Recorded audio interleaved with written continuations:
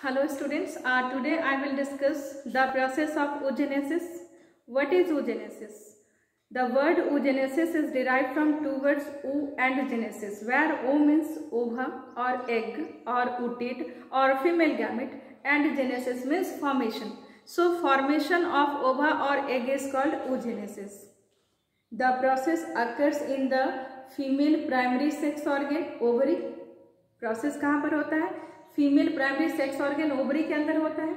और oogenesis का process बहुत ही इंपॉर्टेंट प्रोसेस है क्योंकि ये प्रोसेस लिंक्ड है मेंस्ट्रुएशन साइकिल के साथ। तो मेंस्ट्रुएशन साइकिल से नीट में हर साल एक क्वेश्चन तो आता ही है और ये oogenesis का प्रोसेस मेंस्ट्रुएशन से लिंक है। oogenesis भी इम्पॉर्टेंट है लेकिन इससे कहीं ज़्यादा इम्पॉर्टेंट मेंस्ट्रुएशन साइकिल है जो कि oogenesis के साथ लिंक्ड होता है। इसलिए पहले oogenesis को क्लियर करते हैं ताकि मेंस्ट्रुएशन साइकिल भी हमारा क्लियर हो जाए।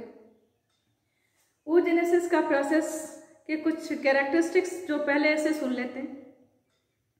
ये मेल के स्पर्मेटोजेनेसिस से बहुत अलग होता है क्योंकि मेल में स्पर्मेटोजेनेसिस शुरू होता है और कंप्लीट हो जाता है, लेकिन फीमेल के पास oogenesis अगर स्टार्ट होता है तो this oogenesis is interrupted eight several intervals. ये कई बार रुकता है और ये oogenesis का प्रोसेस हमारे पास शुरू कब होता है?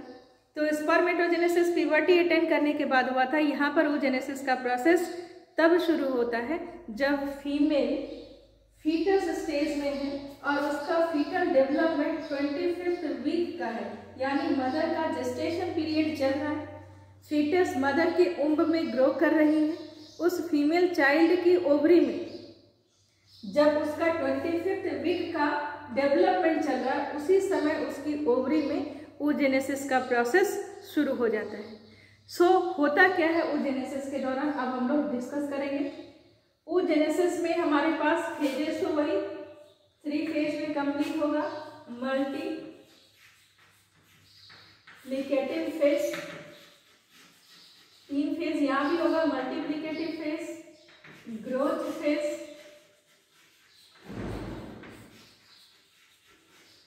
And maturation phase. Multiplicative phase, growth phase and maturation phase. First देखते हैं मल्टीप्लिकेटिव फेज। क्या होता है मल्टीप्लिकेटिव फेज के दौरान? ये ओवरी की लाइनिंग और इस लाइनिंग में जर्मिनल इपिथीलियम और जर्मिनल इपिथीलियम में हमारे पास प्राइमोर्डियल जर्म सेल्स प्रेजेंट है। ये प्राइमोर्डियल जर्म सेल्स,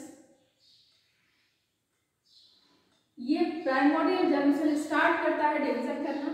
कैसा डिवीजन? मल्टीप्लिकेटिव फेज में हमेशा माइटोसिस डिवीजन होती है क्योंकि मल्टीप्लिकेटिव फेज में हम नंबर को इंक्रीज करते हैं। तो नंबर को इंक्रीज करने के लिए जो डिवीजन होता है वो माइटोसिस होता है।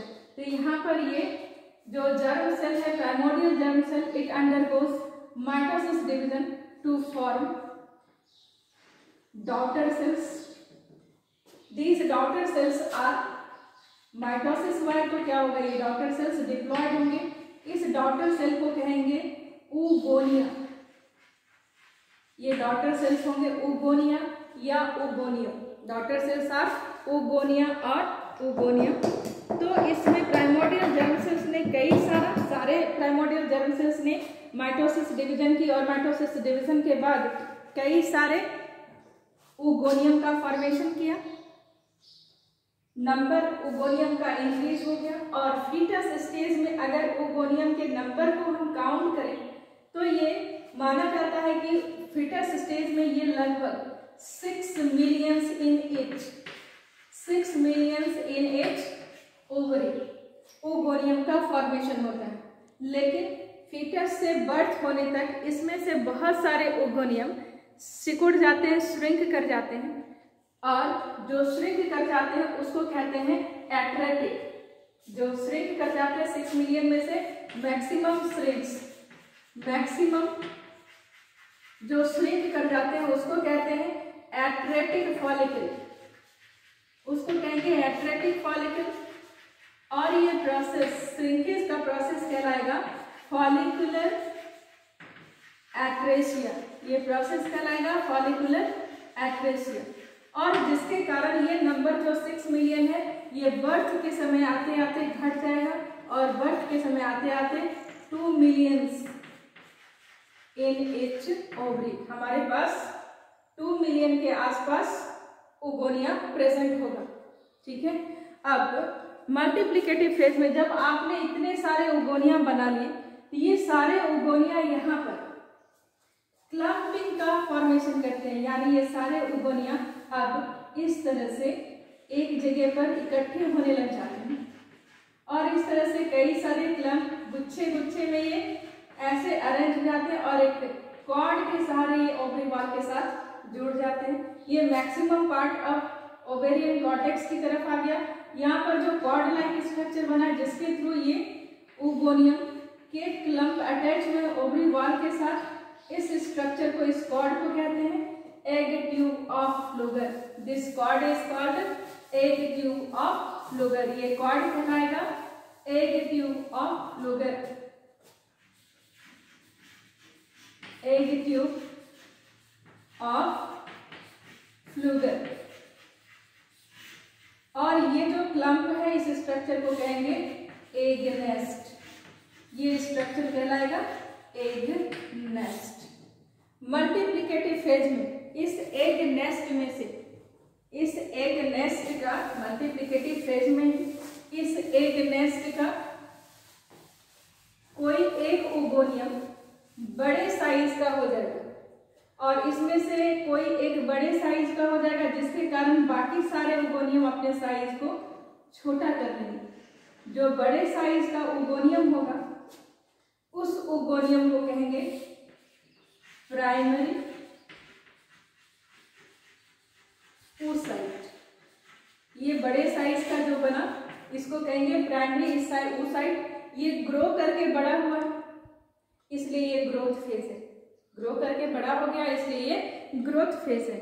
इस ग्रोथ फेज में इस प्राइमरी oocyte के अंदर वाइटेलोजेनेसिस नाम का एक प्रोसेस होता है। वाइटेलोजेनेसिस का मतलब है synthesis of York inside the egg. तो इस ओवम के अंदर में, जो इससे ओवम बाद में डेवलप करेगा, ये उसका प्रिकर्सर है। इसमें यॉक का सिंथेसिस होता है जिसके कारण ये ग्रो कर जाता है और ग्रो करके ये बड़ा होता है, इसको प्राइमरी oocyte कहते हैं।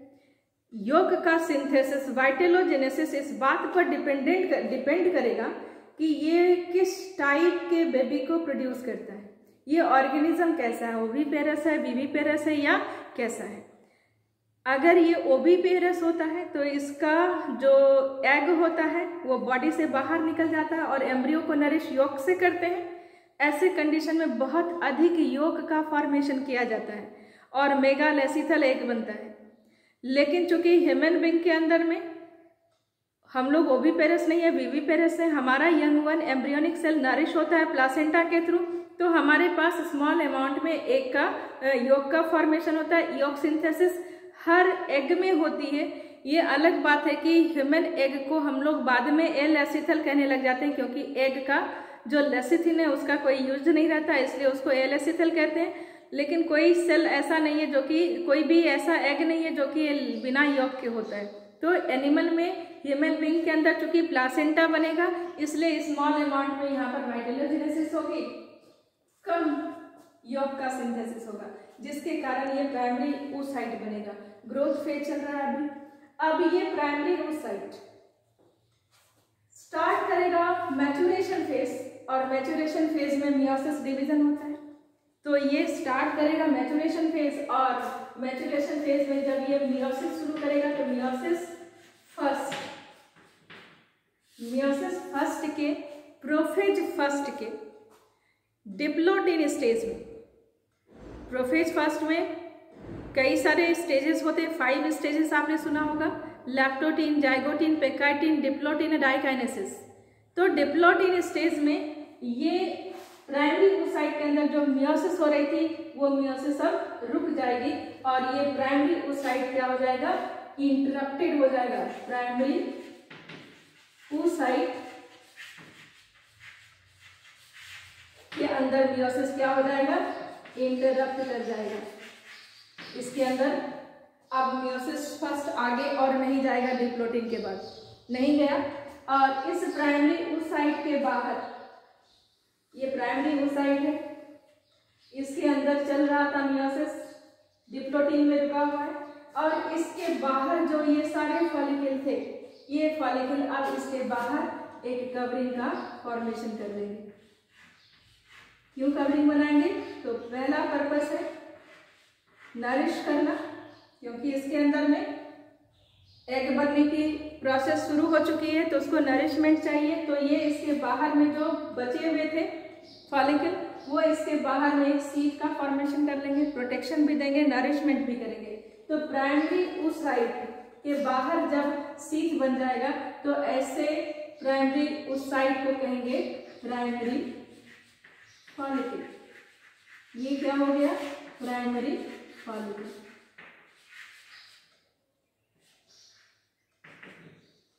प्राइमरी oocyte जिसके बाहर सीट बन गया, इसको हम कहेंगे प्राइमरी फॉलिकल।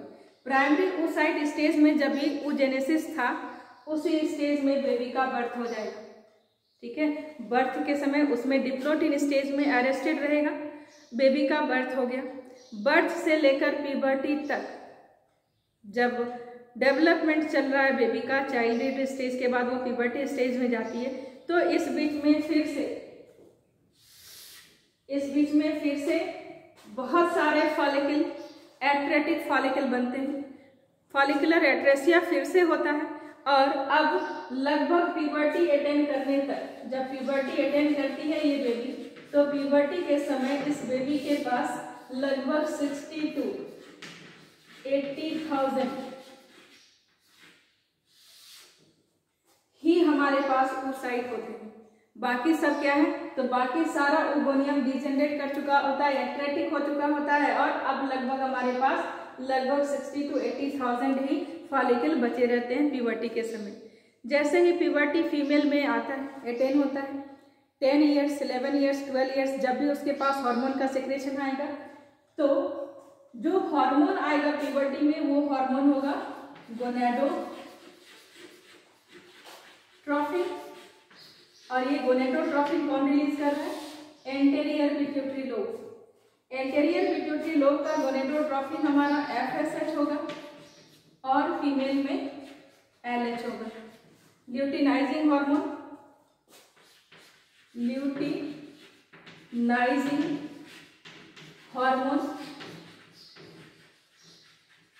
और FSH फॉलिकल स्टिमुलेटिंग हार्मोन। जैसे ही FSH आएगा, फिर से पूरा ट्रांसफॉर्मेशन होना शुरू होगा। अब क्या ट्रांसफॉर्मेशन होगा? तो अब जो प्राइमरी फॉलिकल है, इस प्राइमरी फॉलिकल को FSH का स्टिमुलेशन मिलेगा। FSH के स्टिमुलेशन के कारण प्राइमरी फॉलिकल के सेल के अंदर में जो मियोसिस रुका हुआ था, वो मियोसिस जो इंटरप्टेड था, वो मियोसिस अब होना शुरू होगा, आगे बढ़ेगा, और साथ में ये प्राइमरी oocyte, इसके अंदर मियोसिस डिप्लोटिन के आगे डायकाइनेसिस, फिर मेटाफेज, एनाफेज, टेलोफेज ऐसे करना शुरू करेगा। और साथ में जो इसके बाहर ये फॉलिकल था, क्योंकि ये हार्मोन फॉलिकल स्टिमुलेटिंग हार्मोन है, तो ये हर तरह के फॉलिकल को स्टिमुलेट कर देगा, जिसके कारण ये जो फॉलिकल का सीज था, ये भी इंक्रीज करेगा। इसमें फिर से ग्रोथ होगा, यानी ग्रोथ फेज फिर से प्रोसीड कर गया, और ये कई सारे लेयर्स में डिवाइड होकर ये कई सारे लेयर्स का फॉर्मेशन कर लेगा। धीरे धीरे इसमें कई सारे FSH के इन्फ्लुएंस में इसमें कई सारे लेयर्स बनेंगे। जब ये ऐसे कई सारे लेयर्स का फॉर्मेशन कर लेगा, तो ये अब कहलाएगा, इस प्राइमरी oocyte के बाहर जो सेवरल लेयर्स में सेल्स बने, इस सेल्स को कहेंगे ग्रैन्युलोसा। ये सेल्स कहलाएगा granulosa cell. This is follicular cell and it is endocrine in nature। ये एंडोक्राइन ग्लैंड है, और ये एंडोक्राइन ग्लैंड है, और ये सिक्रीट करेगा एक हार्मोन को, जिसका नाम होगा एस्ट्रोजन। एस्ट्रोजन ग्रेजुअली, जैसे जैसे ग्रैन्युलोसा का लेयर बढ़ेगा, वैसे वैसे एस्ट्रोजन का लेवल बढ़ेगा। तो एस्ट्रोजन के आने से फीमेल में सेकेंडरी सेक्सुअल कैरेक्टर अराइज होने शुरू होंगे। एस्ट्रोजन के कारण और क्या होगा? तो एस्ट्रोजन का इंक्रीज्ड कंसंट्रेशन इस बात का इंडिकेटर होगा कि ओभा बनने वाला है, और अगर ओभा बन जाएगा तो फर्टिलाइजेशन होगा, और फर्टिलाइजेशन होगा तो जाइगोट को हम इम्प्लांट करने की जरूरत पड़ेगी। तो ओवरी के अंदर भी इस एस्ट्रोजन का इफेक्ट दिखेगा।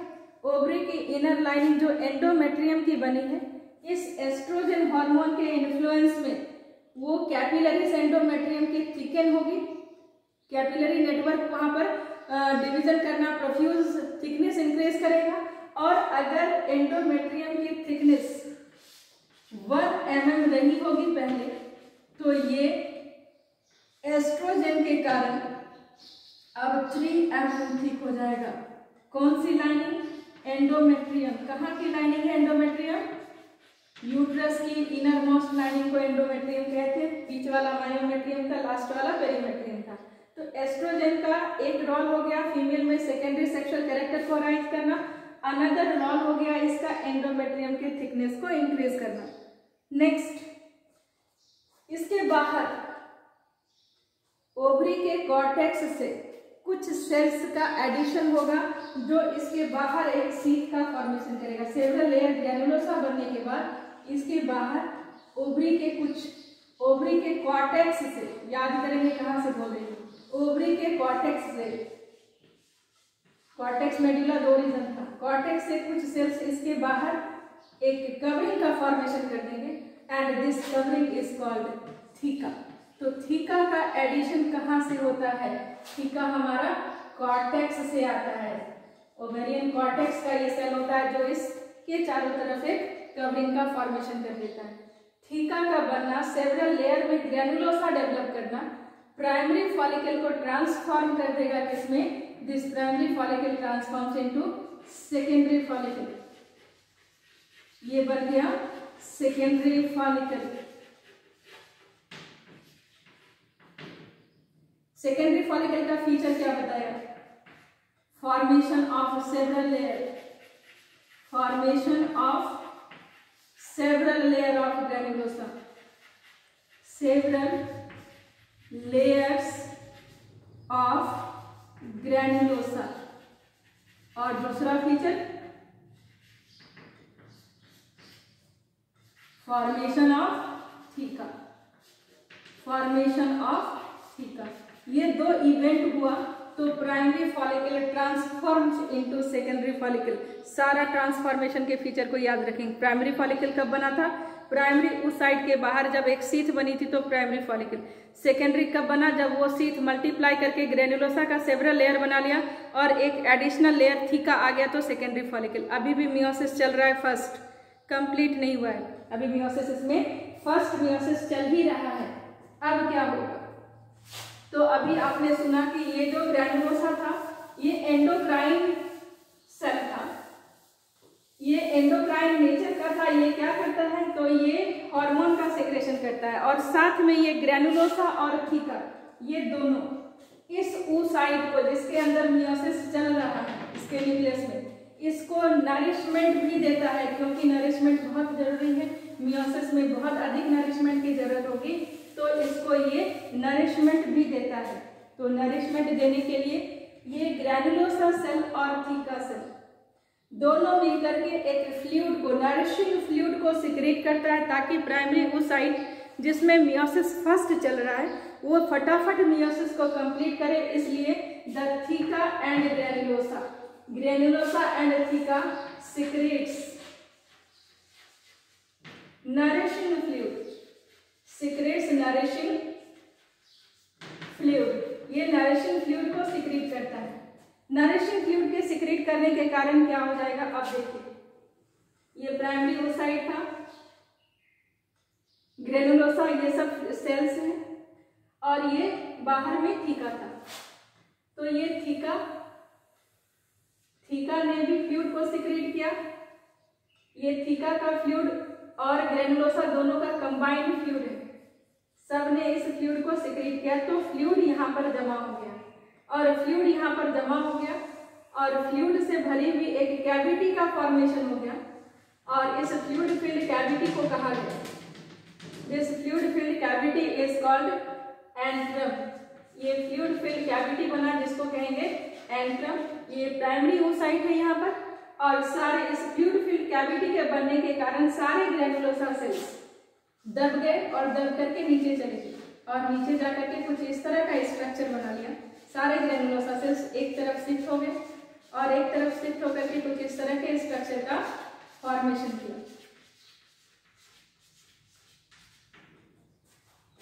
अब ऐसा आपको लग रहा होगा कि ये एक स्टॉक है और इस स्टॉक पर ये प्राइमरी oocyte लाई कर रहा है। This stalk like structure of granulosa is called germ hill. इस स्ट्रक्चर को कहते हैं जर्म हिल या इसको कहते हैं क्यूमुलस ओवेरिकस या इसको कहते हैं क्यूमुलस ऊफोरस। तो कई बार क्वेश्चन आता है कि जर्म हिल में जो सेल्स हैं वो कौन से सेल्स हैं? The cells which are present in germ hill are granulosa cells. ये कौन से सेल्स हैं? ग्रेनुलोसा सेल्स है। और ये फ्लूइड जो इसके अंदर फिल हुआ है, ये फ्लूइड किसने सिक्रेट किया है? इस फ्लूइड का सेक्रेशन दोनों ने किया है, ग्रेनुलोसा और थीका दोनों ने किया। और इस फ्लूइड का नाम है लिकर फॉलिक्यूलाई। इस फ्लूइड का नाम है लिकर फॉलिक्यूलाई। अब लिकर फॉलिक्यूलाई, जर्म हिल, ये सब बन गया और साथ में इसी वक्त ये जो थीका का लेयर था ये डिवाइड कर दिया और डिवाइड करके इसने दो लेयर का फॉर्मेशन कर लिया। थीका ने डिवाइड करके दो लेयर का फॉर्मेशन कर लिया और ये दो लेयर जो बने तो ये लेयर हमारा डिफरेंशिएट हो गया। थीका एक्सटर्ना, थीका एक्सटर्ना और दूसरा लेयर जो अंदर में है उसका नाम हो गया थीका इंटरना। ये बन गया थीका एक्सटर्ना और theca interna. So formation of antrum and differentiation of theca into theca externa and interna transforms the secondary follicle into tertiary follicle. अब ये follicle क्या बन गया? This follicle is called tertiary follicle. ये follicle हमारा tertiary follicle है। क्या feature है इसके पास? tertiary follicle कब बनेगा? When theca differentiates. theca differentiates into externa and theca interna। और दूसरा फीचर क्या? दूसरा feature formation of antrum. Antrum का बनना और थीका का डिफरेंशिएट होना सेकेंडरी फॉलिकल को ट्रांसफॉर्म करेगा टर्शरी फॉलिकल में और ये हमारा बनकर तैयार हो गया टर्शरी फॉलिकल। टर्शरी फॉलिकल बनने के बाद इसमें इतना नरिशमेंट है, एंट्रम के अंदर इतना नरिशमेंट है कि ये सेकेंड जो प्राइमरी oocyte था जिसमें मियोसिस चल रहा था वो प्राइमरी oocyte अब मियोसिस डिवीजन कर जाएगा। वो मियोसिस फर्स्ट को पूरा कर लेगा और जब मियोसिस फर्स्ट को पूरा करेगा तो मियोसिस फर्स्ट के बाद कितने सेल्स का फॉर्मेशन होगा? 2 सेल का फॉर्मेशन होगा। मियोसिस फर्स्ट के बाद 2 सेल का फॉर्मेशन हो जाएगा, लेकिन यहाँ पर मियोसिस डिवीजन थोड़ा अनइक्वल होगा। यानी 2 सेल तो बनाएंगे लेकिन दोनों सेल में क्रोमोसोम नंबर सेम रहेगा। दोनों में 23 क्रोमोसोम आएंगे, लेकिन चूंकि हमें एक ही एग को डेवलप करना है इसलिए हमारा सारा साइटोप्लाज्म का नरिशमेंट किसी एक सेल के पास चला जाएगा। जिस सेल के पास सारा साइटोप्लाज्म चला जाएगा उसका नाम हो जाएगा सेकेंडरी oocyte। ये बन जाएगा सेकेंडरी oocyte। और जिसके पास स्मॉल अमाउंट नेग्लिजिबल साइटोप्लाज्म गया है इसका नाम हो जाएगा पोलर बॉडी या इसको कहेंगे पोलोसाइट एंड। ये क्या हो गया? दोनों हैप्लॉइड सेल का फॉर्मेशन हो गया। 2 सेल बना। अब इसके बाहर बाकी सारी चीजें हैं। बाकी सारी चीजें क्या है? तो और सारा स्ट्रक्चर है इसके बाहर। धीरे धीरे क्या होगा? तो धीरे धीरे ये सारा स्ट्रक्चर हमारा क्या हो जाएगा? तो धीरे धीरे इसके अंदर में सारा फ्लूइड, क्योंकि आपने डिवीजन करवा लिया। डिवीजन करने के बाद क्या कर दिया? तो डिवीजन करने के बाद आपने 2 सेल का फॉर्मेशन कर लिया। अब इसके बाद ये दोनों सेल को मियोसिस में जाना चाहिए था, मियोसिस सेकेंड में जाना चाहिए था, लेकिन ह्यूमन बीइंग में, in human being polar body does not enters in meiosis second, only secondary oocyte enters in meiosis second.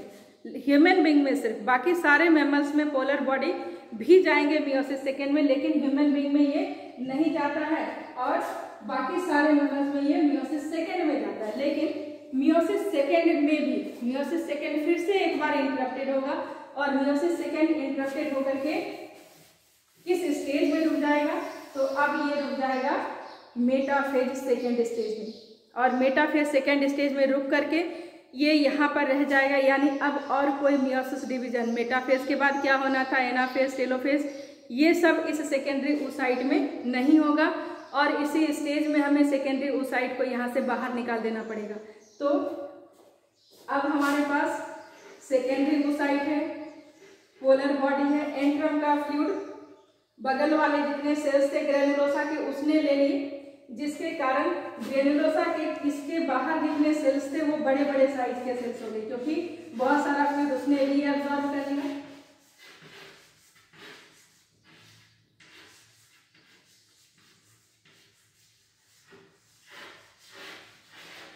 और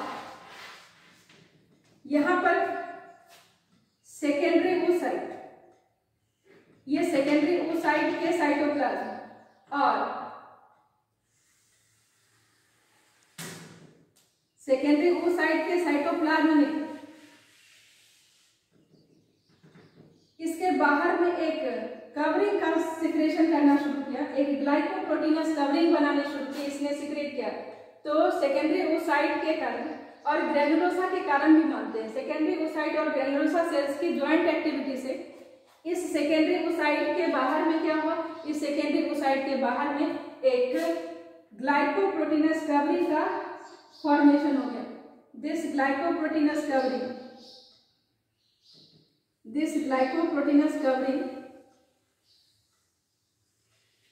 इज कॉल्ड जोना पेल्यूसिडा। इसका फॉर्मेशन क्यों किया गया अभी सुनेंगे। ये जोना पेल्यूसिडा बना, इसके बाहर ऐसे थीका के लेयर बने, थीका एक्सटर्ना, थीका इंटरना, ये सारे लेयर्स बने, थीका इंटरना, ये ऐसे थीका एक्सटर्ना बना, उतना ऐसे सेल्स बनाएंगे, बस मैं रफ में ड्रॉ कर रही हूँ। जोना पेल्यूसिडा, ये जो बड़े बड़े साइज के ग्रेनुलोसा सेल्स बने, इसका नाम हो गया कोरोना रेडियाटा। ये सेल्स बने कोरोना रेडियाटा। बाहर में अभी इसके जो छोटे छोटे ग्रेनुलोसा है वो भी प्रेजेंट है, लेकिन जो बड़े बड़े हैं उसको कोरोना रेडियाटा कह दिया। सेकेंडरी oocyte हो गया, ये पोलर बॉडी हो गया, ये थीका एक्सटर्ना हो गया, ये थीका इंटरना हो गया। इस स्ट्रक्चर को, जिसके अंदर इतने सारे स्ट्रक्चर दिख रहा है, इस स्ट्रक्चर को कहते हैं मैच्योर ग्राफियन फॉलिकल। ये स्ट्रक्चर कहलाएगा mature Graafian follicle. Graafian follicle graph नाम के साइंटिस्ट ने डिस्कवर किया था, इसलिए इसका नाम पड़ा ग्राफियन फॉलिकल। इस ग्राफियन फॉलिकल में एक एक चीज को हम लोग डिस्कस करते हैं, सबका फंक्शन। जोना पेल्यूसिडा इसलिए बना है क्योंकि ये कॉम्पैटिबिलिटी रिएक्शन करेगा स्पर्म के साथ। इसके साथ कुछ एक्टिव साइट्स हैं जिससे मिलते जुलते साइट स्पर्म हेड के पास प्रेजेंट होगा और दोनों के बीच में एक रिएक्शन होगा जिसको फर्टिलाइजिंग एंटी फर्टिलाइजिंग रिएक्शन करेंगे, जिसके थ्रू हम स्पर्म की कॉम्पैटिबिलिटी को टेस्ट करेंगे कि स्पर्म सेम स्पेसिस का है या नहीं। क्योंकि कोई भी स्पर्म को अगर हम सिस्टम में डाल दें वो फर्टिलाइज कर जाएगा तो स्पेसिस कंटिन्यूटी मेंटेन नहीं रहेगी। तो टू मेंटेन स्पेसिस कंटिन्यूटी ये इंश्योर करना पड़ता है कि जो स्पर्म आ रहा है वो सेम स्पेसिस का है या नहीं। तो दोनों के पास कुछ खास तरह के स्पेसिफिक साइट होंगे, प्रोटीनस साइट होंगे, फर्टिलाइजिंग एंटी फर्टिलाइजिंग, और एक कॉम्प्लेक्स बनेगा जिसके बाद कंपैटिबल अगर है स्पर्म तो वो फर्टिलाइज करेगा। तो उसके लिए जोना पेल्यूसिडा बना है। ये ग्लाइकोप्रोटीनस कवरिंग है जो कि स्पर्म के कॉम्पैटिबिलिटी को टेस्ट करता है। कोरोना रेडियाटा बड़े साइज का ग्रेनुलोसा है, इसने एंड्रम के फ्लूइड को लेकर अपने साइज को रेडिएट करके बड़ा कर लिया, इसलिए इसको कोरोना रेडियाटा कहते हैं। और कुछ ग्रेनुलोसा और थीका एक्सटर्ना और थीका इंटरना। यहाँ तक आते आते आपके पास ग्रेनुलोसा डेवलप कर चुका है, इसलिए आपके पास एस्ट्रोजन हार्मोन का लेवल कहाँ चला जाएगा, लेवल ऑफ एस्ट्रोजन आपका मैक्सिमम, क्योंकि इससे ज्यादा अब ग्रेनुलोसा नहीं बन सकता। तो लेवल ऑफ एस्ट्रोजन क्या हो जाएगा, हाई। एस्ट्रोजन का लेवल कितना हो जाएगा, तो मैक्सिमम हो जाएगा, ये हाई हो जाएगा। जब से जैसे एस्ट्रोजन का लेवल बढ़ेगा वो इस बात को बताएगा कि फॉलिकल बन गया है, तो और किसी फॉलिकल को और डेवलप नहीं करना है, क्योंकि female uterus is adapted for single child ना। तो अगर फॉलिकल स्टिमुलेटिंग हार्मोन आता ही रहा तो बहुत सारे फॉलिकल बन जाएंगे। तो हमारे पास इसके हाई होते ही जिस हार्मोन का लेवल घटेगा वो लेवल हार्मोन कौन सा घटेगा, एफएसएच का लेवल हमारा कम हो जाएगा। ठीक है। एस्ट्रोजन का बढ़ा हुआ लेवल पिट्यूटरी ग्लैंड को स्टिमुलेट करेगा कि यहाँ पर जितना मैचुरेशन होना था हो चुका, अब क्या करना है, इसको यहाँ से बाहर रिलीज करना है। तो इसको यहाँ से बाहर रिलीज करने के लिए पिट्यूटरी ग्लैंड एक और भी हार्मोन का सिक्रेशन करेगा, and that hormone is luteinizing hormone. Pituitary gland का दूसरा हार्मोन क्या आएगा, तो एस्ट्रोजन के बढ़े हुए लेवल पर ल्यूटिनाइजिंग हार्मोन का सिक्रेशन होगा। जब एस्ट्रोजन हाई होगा, एस्ट्रोजन हाई, तो सिक्रेशन हो जाएगा किसका, एलएच का, एलएच आएगा। और इस एलएच के रिसेप्टर्स थीका इंटरना पर लगे होते हैं।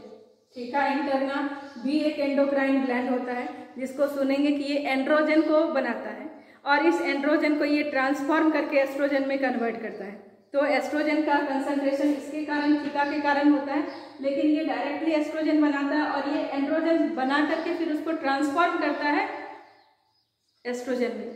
तो ये थीका का जो इनर लेयर है दिस इज एंडोक्राइन ग्लैंड, और इसके पास एलएच रिसेप्टर्स होते हैं। ये एलएच रिसेप्टर्स एलएच को रिसीव करेगा।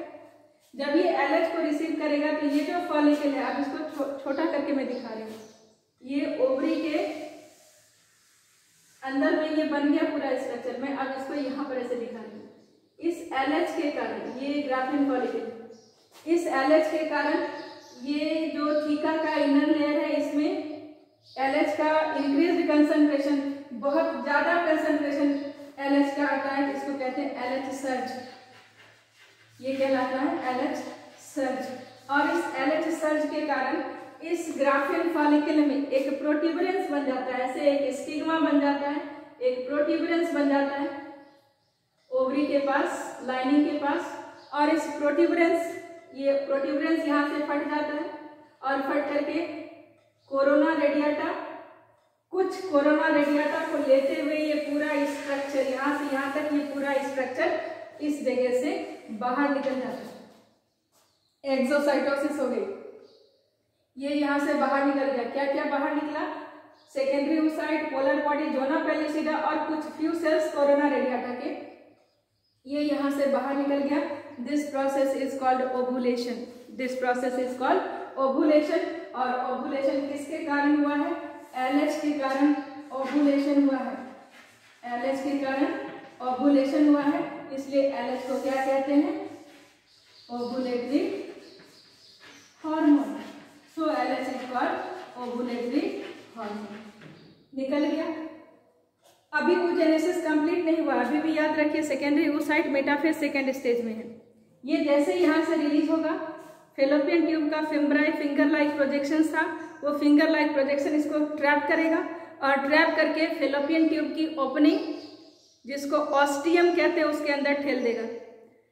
चला गया ये जो कोरोना रेडिएटा सहित पूरा स्ट्रक्चर चला गया फेलोपियन ट्यूब के अंदर, जहाँ पर सीलिया इसको बीट करके एम्पुला आइस्थमस जंक्शन पर पहुंचाएगा। अगर स्पर्म आता है तो सेकेंडरी oocyte के अंदर में स्पर्म पेनेट्रेट करके जाएगा, और जब स्पर्म पेनेट्रेट करके जाएगा तो स्पर्म वहां पर जनरेट करेगा एनाफेज प्रोमोटिंग फैक्टर, जिसके कारण सेकेंडरी oocyte जो मेटाफेज सेकेंड में था अब वो एनाफेज में जाएगा, टेलोफेज में जाएगा, और तब डिवीजन मियोसिस सेकेंड कंप्लीट होगा और जो सेल बनेगा वो सेल क्या बनेगा, तो सेकेंडरी oocyte के डिवीजन से सेकेंडरी oocyte मियोसिस करेगा तो इसके डिवीजन से दो सेल फिर बनेगा, मियोसिस सेकेंड में फिर से दो सेल बनते हैं।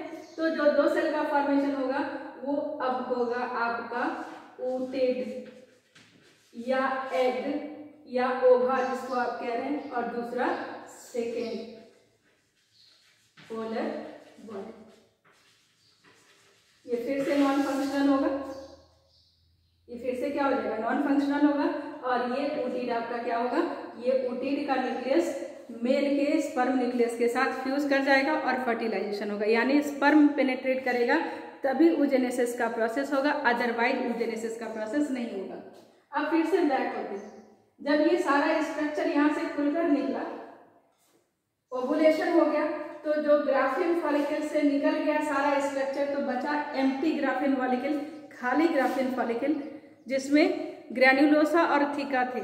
ये ग्रैन्युलोसा और थीका ट्रांसफॉर्म कर जाएंगे एक प्रोसेस के थ्रू जिसको ल्यूटिनाइजेशन कहते हैं। ल्यूटिनाइजेशन के थ्रू ये येलो बॉडी में कन्वर्ट होंगे, येलो कलर का एक स्ट्रक्चर बनाएंगे जिसको कॉर्पस ल्यूटियम कहते हैं। और ये कॉर्पस ल्यूटियम सिक्रीट करेगा, ये बाद में सारा स्ट्रक्चर निकलने के बाद जो ग्राफिन फॉलिकल का बचा हुआ हिस्सा रहेगा, ये बचा हुआ हिस्सा ट्रांसफॉर्म कर जाएगा किसमें, कॉर्पस ल्यूटियम में। ओवा निकला है यानी फर्टिलाइजेशन होगा, तो ये यूट्रस के लाइनिंग को और मजबूत करेगा बाय सिक्रेटिंग प्रोजेस्टेरोन हार्मोन। ये सिक्रीट करेगा प्रोजेस्टेरोन हार्मोन को, और ये प्रोजेस्टेरोन हार्मोन के कारण एंडोमेट्रियम, यूट्रस की एंडोमेट्रियम कैसी बन जाएगी, एंडोमेट्रियम का थिकनेस इसका 6 mm के आसपास इंक्रीज कर जाएगा। सारे सेल्स इसके ग्लैंडुलर हो जाएंगे और ग्लैंडुलर सेल सिक्रीट करना शुरू करेगा यूटेराइन मिल्क का, ताकि फटाफट इम्प्लांटेशन हो सके, फटाफट ये फर्टिलाइज को इम्प्लांट करवा सके, इतनी तैयारी शुरू करेगा ये कॉर्पस ल्यूटियम। ठीक है, लेकिन हर मेंस्ट्रुएशन के बाद फर्टिलाइजेशन नहीं, यानी हर oogenesis के बाद हम फर्टिलाइज नहीं होते, तो कॉर्पस ल्यूटियम तैयारी तो पूरी कर ली, लेकिन अगर कोई स्पर्म नहीं आया तो सेकेंडरी oocyte जो मेटाफेज सेकेंड स्टेज में है वो डिजेनरेट कर जाएगा। वहाँ पर फेगोसाइटिक सेल होंगे जो उसको इनगल्फ कर जाएगा एम्पुला स्टेमस जंक्शन पर, और उसके खत्म होते ही मैसेज मिलेगा कॉर्पस ल्यूटियम को कि ये सारी तैयारी बेकार हो गई, ओवम का फर्टिलाइजेशन नहीं हुआ। प्रोजेस्टेरोन को क्या करना है, अब इसका थिकनेस बढ़ा के यूटेराइन मिल्क का सेक्रेशन करके क्या करना है, एम्ब्रियो तो बन ही नहीं रहा है, तो ये कॉर्पस ल्यूटियम डिजेनरेट कर जाएगा।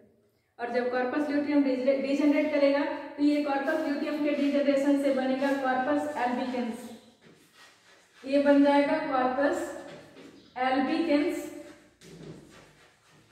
या इसको कहेंगे वाइट बॉडी, या कहलाएगा वाइट बॉडी। तो हमारे पास corpus luteum yellow body, corpus albicans white body बन जाएगा, और इस तरह से oogenesis का प्रोसेस फीमेल में चलेगा।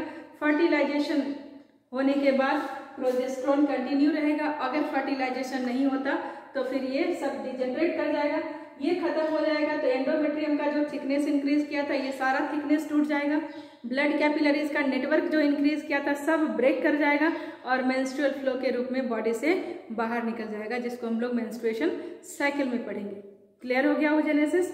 oogenesis के सारे स्टेप्स को क्लियर कर लेना है, क्योंकि ये लिंक्ड है मेंस्ट्रुएशन से, इसमें से भी क्वेश्चन है नीट में, और मेंस्ट्रुएशन से तो तय है, फिक्स्ड है कि उसमें से क्वेश्चन आएंगे। ओके।